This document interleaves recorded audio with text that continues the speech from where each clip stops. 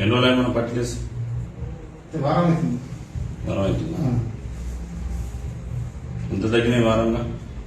90% నాకైతే అసలు ఎంత రిలీఫ్ అంటే ఇప్పుడు బయట పనులకు సూది వేసుకున్నప్పుడే ఒక 2-3 రోజులు పోతుండే అంతే.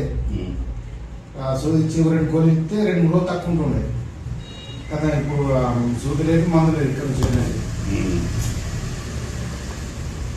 ఫ్రీ అయింది. లేదు సార్.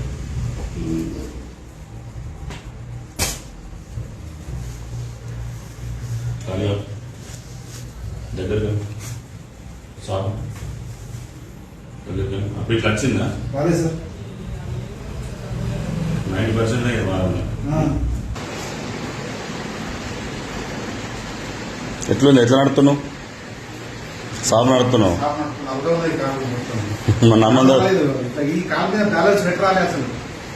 ఇప్పుడు నా పనులు నేను చేసుకుంటున్నా, తోటల పని, వ్యవసాయ పని ఏం చేసేది. ఆ రోజు వచ్చే రోజు నడవలేదు.